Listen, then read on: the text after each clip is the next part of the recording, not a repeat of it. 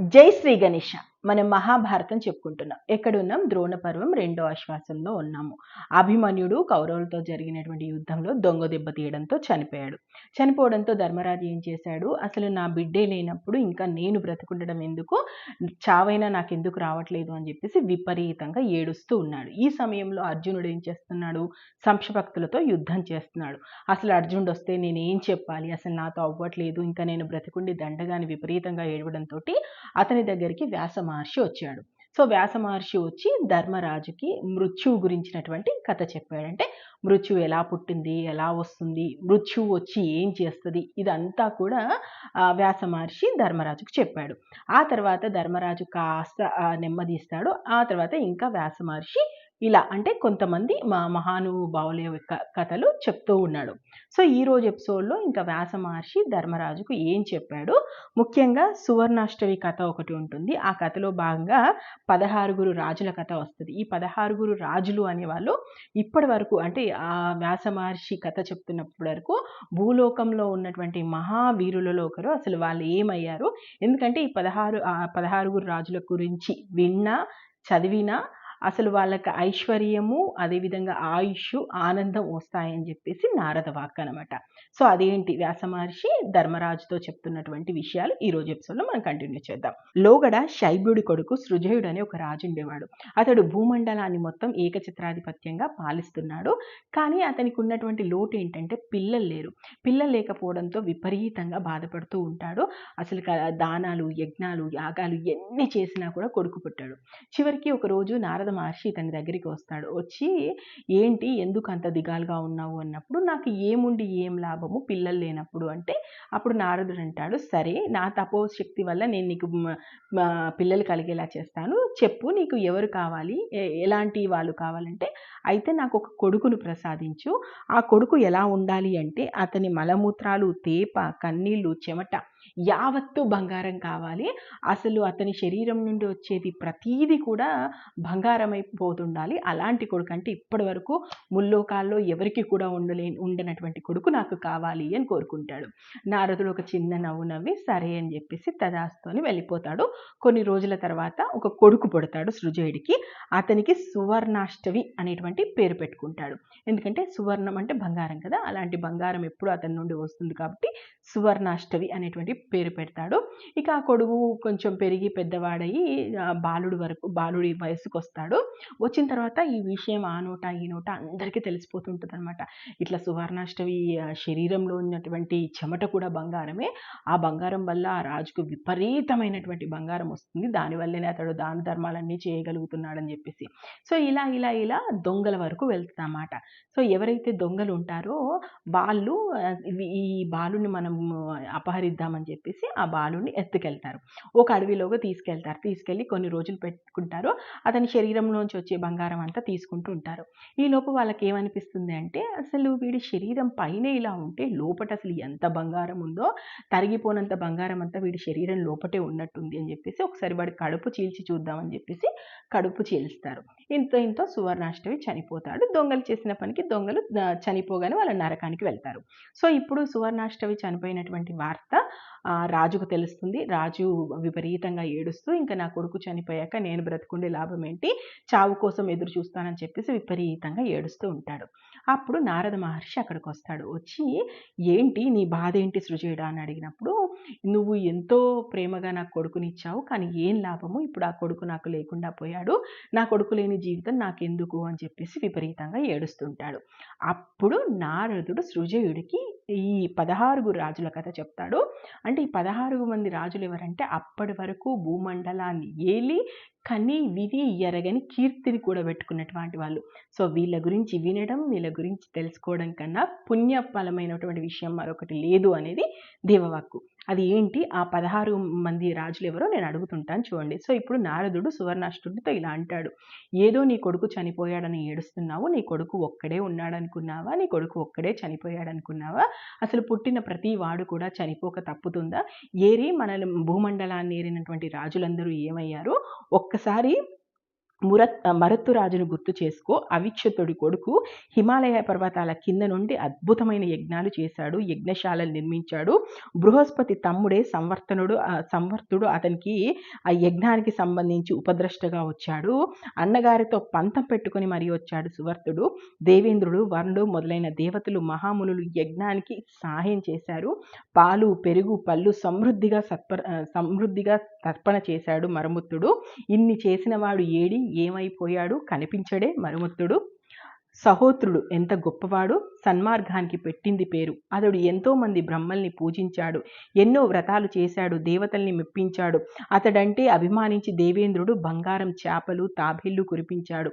ఆ బంగారంతోటే ఎన్నో యజ్ఞ యాగాదులు చేశాడు. ఏడి సహోత్రుడేడి, కనిపించడే? అంగరాజు ఏమైనా సామాన్యుడా? అతడు ఎన్ని యజ్ఞాలు చేశాడు, బ్రహ్మలకెన్ని దానాలు చేశాడు. లక్షల కొద్ది గుర్రాల్ని, కొమ్మలకి బంగారం కట్టి కోట్ల గోవుల్ని ఇవ్వలేదా? లెక్కాజమాలేని మేకల్ని ఇవ్వలేదా? చెప్పరానంత మంది కన్యలకు కుప్పలుగా రత్నభూషణాలు ఇవ్వలేదా? AD అంగరాజు AD? శిబిచక్రవర్తి అంటే దేశాలు తెల్లారేవి. 7 దీవుల్లో తన రథం లాంటిది మరొకటి లేదు. ఎక్కడా శత్రువన్నవాడు లేకుండా చేసుకున్నాడు. అంత వైభవం నుంచి చిన్న చీమను కూడా నొప్పించలేదతడు. అతడు పుణ్యకర్మల్ని మెచ్చి తిరుగులేని ధనం ప్రసాదించాడు శివుడు. గంగానది ఒడ్డున ఎన్ని యజ్ఞాలు చేశాడు. చుక్కలు లెక్క పెట్టవచ్చు. వానచినుకులు ఇవన్నీ అంటే ఆయన చేసినటువంటి వాటి గురించి చెప్పాలంటే చుక్కలైనా లెక్క పెట్టొచ్చేమో కానీ ఆయన చేసినటువంటి మంచి పనులు చెప్పలేము. మరి ఏడి శిబిచక్రవర్తి ఏమైపోయాడు? శ్రీరామచంద్రమూర్తి మహానుభావుడే. అతన్ని తలుచుకుంటే పాపాలే పోతాయంటారే. తండ్రి మాట కోసం నడియవ్వనంలో అడవికి పోయాడే. సముద్రానికి సేతువు కట్టాడే. 3 లోకాలని అల్లాడించిన రావణాసుర్ని చంపాడే. తన రాజ్యంలో చిన్నపిల్లలకు చావే లేకుండా చేశాడే. రాజ్యం అంటే రామరాజ్యం అనిపించాడే. మరి ఏడి అన్ని అశ్వమేధ యాగాలు చేసిన శ్రీరామచంద్రమూర్తి కనిపించడే? భగీరథుడేమైనా సామాన్యుడా? తన పూర్వుల్ని ఉద్ధరించడం కోసం స్వర్గంలోని గంగను భూలోకానికి దింపలేదా? గంగ పేరు భాగీరథిగా మార్చలేదా? పరాక్రమంలో దేవేంద్రుణ్ణి మెప్పించలేదా? అతడు అశ్వమేధాలు చేసినప్పుడు చేసిన దానం లోకంలో ఎవ్వరూ కనివిని ఎరగనిది కదా. వేల రథాలు కన్యలతో నింపలేదా? లెక్క జమ లేకుండా గుర్రాలని, ఆవుల్ని దానం చేయలేదా? ఏడి అంత దానం చేసినటువంటి భగీరథుడేడి? దిలీపుడు ఎన్నో అన్ని అశ్వమేధాలు చేసి దేవేంద్రుణ్ణి మెప్పించలేదా? విశ్వవసుడు మొదలైన గంధర్వులతోనే వాయిద్యాలు వాయించుకోలేదా? అప్సరసులు అతని కొలువులోకొచ్చి నాట్యం చెయ్యలేదా? దేవతలకే అతని అలంకరణ చూసి దేవతలకే ఈర్ష్య పుట్టలేదా? దేవఋషులు పదే ప్రశంసించలేదా? మానవ ప్రపంచం యావత్తు బంగారం, ధాన్యం, వస్త్రభూషణాలతో నింపలేదా? యజ్ఞంలో దేవేంద్రుడు ఆశపడితే గుర్రాన్నే ఇచ్చాడే. తుదకు ఏమయ్యాడు? దిలీపుడేడి? ఎక్కడున్నాడు? మాందాత అంతటి గొప్పవాడు ఇంకెవరున్నారు? పుట్టింది మొదలు 12 రోజుల వరకు దేవేంద్రుడు వేళ్లలో అమృతమనేటువంటి పాలను తాగి పెరగలేదా? 12 సంవత్సరాలకే రాజు కాలేదా? సూర్యుడు అస్తమించని రాజ్యాన్ని నెలకొల్పలేదా? అన్నం కొండలుగా, నేతి నదులుగా చేసి బ్రాహ్మణులకు భోజనం పెట్టలేదా? రాజసూయాలు, అశ్వమేధాలు ఎన్ని చేశాడు? మరి ఏడి అలాంటి మాందాత కనిపించడే? యయాతి ఏమైనా తక్కువవాడా? దేవాసుర యుద్ధంలో రాక్షసుల్ని సంహరించలేదా? వర్ణాశ్రమాలు ఏర్పాటు చేయలేదా?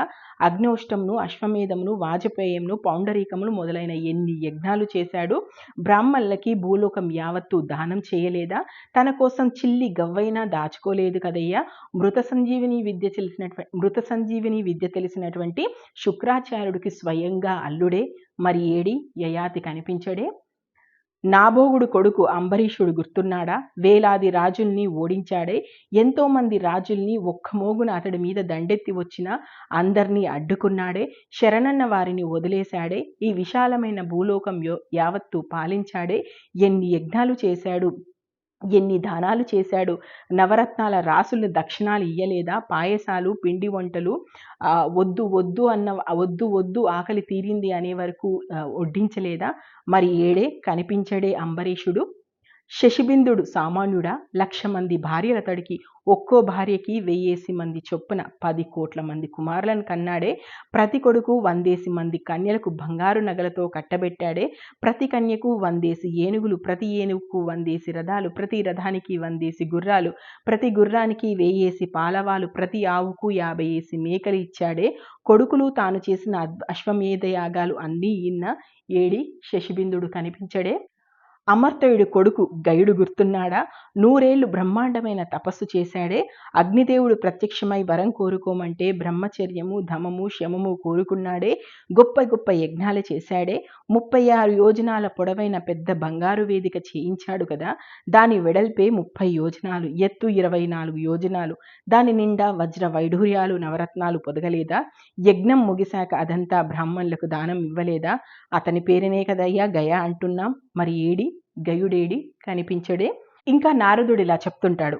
సంకృతి కొడుకు రతిదేవుడు గుర్తున్నాడా? అతిథులు అభాగ్యులంటూ వస్తే వాళ్ళ కోసం మేలి రకమైనటువంటి వంట వాళ్ళని 20,000 మందిని పెట్టించాడే. పగలు రాత్రి అనక వచ్చిన ప్రతి ఒక్కరికి ఏరికోరి వడ్డించాడే. అతని సత్రయాగంలో పశువులు తమకు తామే ముక్తి కోరి వచ్చేవే. దేవతలు మహానందంతో అతని కోసం ప్రత్యక్షమయ్యేవారే. రతిదేవుడు సత్యయాగం లాంటి సత్రయాగం మరొకటి లేదని అంటారే. ఏడి ఆ రతిదేవుడు మరి కనిపించడే. శకుంతల కొడుకు భరతుడు గుర్తున్నాడా? ఆశ్రమంలో బాలుడుగా ఉన్నప్పుడే సింహాలు, శరభాలు, పెద్ద పులులు మొదలైన క్రూర మృగాల మీద స్వారీ చేసేవాడే. గుర్రాలను, మేకలను కట్టేసినట్టు వాటిని కట్టేసేవాడే. అందుకే అతన్ని సర్వధముడన్నారే. మహారాజయ్యాడే. గంగా, యమున, సరస్వతుల ఒడ్డున అశ్వమేధ యాగం చేశాడే. రాజసూయము మొదలైనటువంటి మహాయజ్ఞాలు అన్నీ చేశాడే. బంగారం ఏనుగులు, బంగారం గుర్రాలు, బంగారం రథాలు బ్రాహ్మణులకు దారపోశాడే. మరి ఏడి కనిపించడే భరతుడు. ఋతు చక్రవర్తి గుర్తున్నాడా? భూమి మిట్టపల్లాలతో ఉండడంతో రథాలు, గుర్రాలు సులువుగా నడవడానికి వీలయ్యేది కాదు. అందుకని భూమి యావత్తును సదును చేశాడు. అతడి పేరునే ఈ భూమికి పృథ్వీ అని పేరొచ్చింది. గోవు రూపంలో ఉన్న భూదేవిని ఔషధాలు, రత్నాలు పిదికించేవాడే. లోకాన్ని రక్షించాడే. అతడు చేసినటువంటి యజ్ఞాలు అన్నీ ఇన్నని చెప్పతరమా? అలాంటి కీర్తిశేషుడు ఏమైపోయాడు? వృత చక్రవర్తి కనిపించడే. ఇంతెందుకు, పరశురాముడు మాత్రం ఏమైనా తక్కువవాడా? బ్రహ్మద్వేషం అంటే బగ్గుమంటాడే. 1000 చేతులున్నవాణ్ణి ఎవ్వరూ గెలవలేననుకున్న కార్తవీర్యార్జున్ని కడతేర్చాడే. వరస పెట్టి 21 మార్లు రాజుల్ని హతమార్చారే. భూమండలం యావత్తూ ధర్మం తప్పకుండా పాలించాడే. రాజులు, బ్రహ్మలు చేయదగ్గ యజ్ఞాలు ఎన్నో చేశాడే. భూలోకం పూర్తిగా కశ్యపుడికి దారపోశాడే. అందుకని భూమికి కశ్యపి అని పేరు వచ్చిందే. జగమెరిగినటువంటి ఈ విషయమే. కాలం తీరిన తర్వాత పరశురాముడైనా ఉంటాడా? అతడు కూడా వెళ్ళిపోవలసిన వాడే కదా. అంటే ఇప్పటి వరకు చెప్పినటువంటి రాజుల్లో ఇంకా అప్పటి వరకు పరశురాముడు బ్రతికున్నాడు. ఇతను కూడా ఏదో ఒక రోజు వెళ్ళిపోవాల్సిన వాడే కదా. సో ఎందుకు అంతగా ఆలోచిస్తున్నావు? పుట్టిన ప్రతి వాడు కూడా గిట్టక తప్పదు.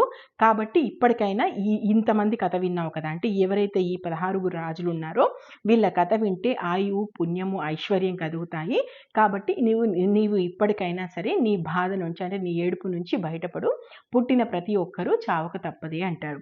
అప్పుడు కాస్త సంతోషిస్తాడు. అంటే సృజయుడు కాస్త అప్పటి వరకు విపరీతమైనటువంటి వైరాగ్యంలో ఉంటాడు కదా, దుఃఖంలో ఉంటాడు కదా. కాసేపు దాని నుంచి బయటకు వచ్చి ఇంకా ఏం చేయమంటారు అని చెప్పేసి నారదుడిని అడిగినప్పుడు, సరే ఏం కావాలి నీకు అని మళ్ళీ నారదుడు అడుగుతాడు. అప్పుడు ఒకే మాట అంటాడంటే, ఇంకా నాకు ఏమీ వద్దు, ఏం కోరుకోవాలని కూడా నాకు లేదు అంటే, సరే అప్పుడు నారదుడు ఏం చేస్తాడంటే, ఈ సువర్ణాష్టమి ప్రస్తుతము నరకలోకంలో ఉన్నాడు. ఎందుకంటే అతనికి పెళ్లి కాలేదు, అతని వల్ల ఎలాంటి పుణ్యకార్యాలు జరగలేదు. పైగా అతడు అడవి దొంగల బారిన పడి చనిపోయాడు. కాబట్టి అతడు నరకంలో నానా బాధలు అనుభవిస్తున్నాడు. ఇప్పుడే నేను అతన్ని తీసుకొస్తానని చెప్పేసి నరకలోకానికి వెళ్ళి సువర్ణాష్టమిని తీసుకొచ్చి అతనికి ఇస్తాడనమాట. సో ఆ తర్వాత సువర్ణాష్టమి ద్వారా ఎన్నో పుణ్యకార్యాలు చేసి పెళ్లి చేసుకొని పిల్లల్ని కానీ అద్భుతమైనటువంటి జీవితాన్ని గడిపి అతడు స్వర్గానికి వెళ్తాడు. సో ఈ కథ అంతా ఇప్పుడు వ్యాస మహర్షి ధర్మరాజుకు చెప్పాడు కదా. సో ఇలా పుట్టిన వాళ్ళందరూ ఇన్ని యాగాలు, ఇన్ని యజ్ఞాలు, ఇన్ని పెళ్లిని చేసిన వాళ్ళు కూడా ఏమైపోయారు, చివరికి ఏదో ఒక రోజు మరణించాల్సిందే అంటాడు. అప్పుడు మళ్ళీ ధర్మరాజుకు అనుమానం ఏమొస్తదంటే ఏంటి సువర్ణాష్టమి నరకానికి ఎందుకు పోయాడు, మరి అభిమన్యుడి పరిస్థితి ఏంటి అన్నప్పుడు మళ్ళీ వ్యాసమహర్షి చిన్న నవ్వు నవ్వి, సువర్ణాష్టమికి పెళ్లి కాలేదు, కానీ నీ కొడుకు అభిమన్యుడికి పెళ్లి జరిగింది, పైగా త్వరలోనే సంతానం కలగబోతుంది. అయినా అభిమన్యుడు వీరుడిలాగా మహాయుద్ధం చేసి యుద్ధ భూమిలో మరణించాడు, అతనికెందుకు నరకం లభిస్తుంది, నా మాట నమ్ము, అద్భుతమైనటువంటి పుణ్యలోకంలో అంటే అద్భుతమైనటువంటి పుణ్యలోకంలో దేవతా సమానుడై దేవతగా ప్రస్తుతం అభిమన్యుడు ఎంతో సంతోషంగా ఆనందంగా ఉన్నాడు. నువ్వు అతన్ని చూసి అతని గురించి తలుచుకుని గర్వపడాల్సినటువంటి విషయమే కానీ దుఃఖించాల్సినటువంటి విషయం కాదు. పెద్దవాడివి, నువ్వే ఇలా బాధపడితే ఎలా, అర్జునుడు ఏమైపోతాడు, కాబట్టి నువ్వు ఇప్పుడు బాధ నుండి బయటపడి అర్జునుని బాధ నుంచి బయటపడాల్సినటువంటి బాధ్యత నీది అని చెప్పేసి వ్యాస మహర్షి అక్కడి నుంచి వెళ్ళిపోతాడు. సో ఇప్పటి వరకు విపరీతమైనటువంటి దుఃఖంలో ఉన్నటువంటి ధర్మరాజు కాస్త కుదుటపడి, అవును కదా, పుట్టిన ప్రతి వాడు చనిపోవాల్సిందే, పైగా నా అభిమన్యుడు అద్భుతమైనటువంటి యుద్ధం చేసి యుద్ధ పరాక్రమంలో చూపించి మరీ చనిపోయాడు, వ్యాస మహర్షి స్వయంగా చెప్తున్నాడు అతను స్వర్గలోకంలో ఉన్నాడని చెప్పేసి, ఇంకా బాధపడాల్సినటువంటి విషయం కాదు అని చెప్పేసి తనను తాను తమాయించుకుంటాడు. కానీ అర్జునుడికి ఏం చెప్పాలో ఏంటో అర్థం కాక దిగాలుగా కూర్చుంటాడు.